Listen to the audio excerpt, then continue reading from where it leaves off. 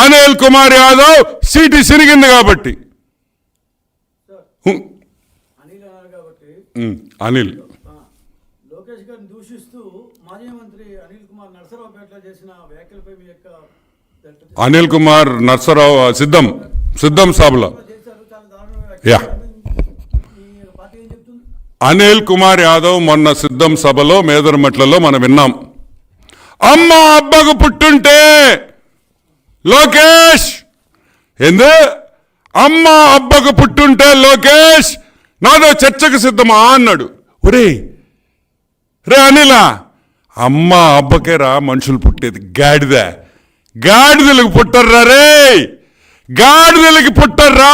నువ్వేమన్నా గాడిదలకు పుట్టావంటే నేను అమ్మ అబ్బకు పుట్టా, లోకేష్ అమ్మ అబ్బకు పుట్టాడు, నువ్వేమో గాడిదలకు పుట్టావేమో నాకు తెలియదు. అయినా రే టూ మచ్ కదరే. నేను చూశారా వీడియో? లోకేష్ ఏంద్రే సరిగ్గా మాట్లాడలేవా? నీతో ఏంద్ర చర్చలకు వచ్చేదా? కిస్కా గొట్టంగా అడివిరా నువ్వా? ఏరే కిస్కా గొట్టంగా అడివిరా నువ్వు?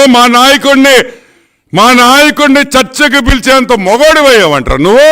Useless fellow. రే ఈరోజు మేము చెప్తున్నాం, నువ్వు అనే డైలాగ్ నేను వేయగలుగుతా, నాకు ఇష్టంలే, కానీ వెయ్యాలా?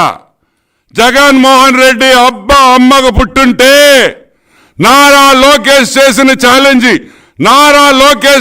ఛాలెంజ్కి చర్చకు సిద్ధమా, సంసిద్ధమా? కమాన్ వచ్చే రా, చర్చకి రెడీ దమ్ముంటే. నీతో ఏంద్రా చర్చలు చేసేది? కిస్క గొట్టనాయాళ్ళందరూ మైకు పెట్టుకోవడం, చర్చకు రా ఏంద్ర మీతో చర్చకు వచ్చేది మేమా? Useless fellows. రోజానా? జగన్మోహన్ రెడ్డి నమస్కారం, శుభాకాంక్షలు. మా యొక్క రోజక్కకి న్యాయం చేసిన దానికి థ్యాంక్ యూ జగన్. మా ముద్దు కృష్ణనాయుడు బిడ్డకి మళ్ళీ ఒక అవకాశం ఇచ్చిన దానికి నీకు మేము ధన్యవాదాలు, తెలుగుదేశం పార్టీ తరఫున మేము మీకు ధన్యవాదాలు తెలుపుతున్నాము.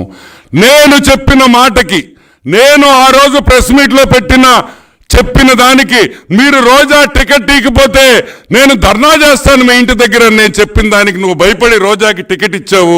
నేను సంతోషంగా మీకు ధన్యవాదాలు తెలుపుతున్నానని నేను మనవి చేస్తా ఉన్నా. రోజక్క చాలా ఆనందంగా ఉంది. రోజక్క నేను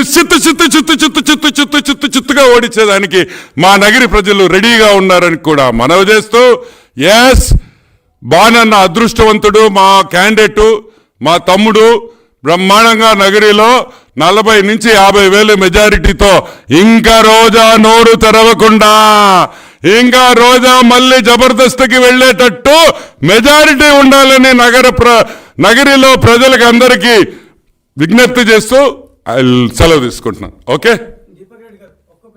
అండి. జగన్మోహన్ గారు ఇప్పుడు నా బీసీ అంటుంటారు కదా, 130 పైగా బీసీ కులాల దీంట్లో కేవలం 40 సీట్లు 41 సీట్లు ఇచ్చిన నేపథ్యంలో దీని మీద మీరు ఏమైనా వ్యాఖ్యానిస్తారు సార్? అద్భుతమైన ప్రశ్న అడిగినారండి. 139 బీసీ కులాలు ఉంటే కేవలము 18 కులాలకే ఆయన ఇవ్వటం జరిగింది అవకాశము. అది కూడా మీరు చూస్తే 52% ఉండే బీసీ కులాలు అంటే 91 స్థానాలు ఇవ్వాల్సిన దగ్గర కేవలం 41 స్థానాలే ఇచ్చినారు. ఇది మోసం చేయటం కాదా? కానీ అంతే, అది ఇంపార్టెంట్ పాయింట్. మళ్ళీ 7 పార్లమెంట్ సెగ్మెంట్లు అంటే 49 ఎమ్మెల్యే కాన్స్టిట్యున్సీస్లో ఒక్క బీసీ కూడా లేదు. మళ్ళా ఇంకొక 2 కాకినాడ అండ్ నసరావుపేట చూస్తే పూర్తిగా 7కి 7 ఓసీలకి ఇచ్చేసారు. సో అక్కడ కూడా ఒక్క బీసీ కూడా దొరకలేదా?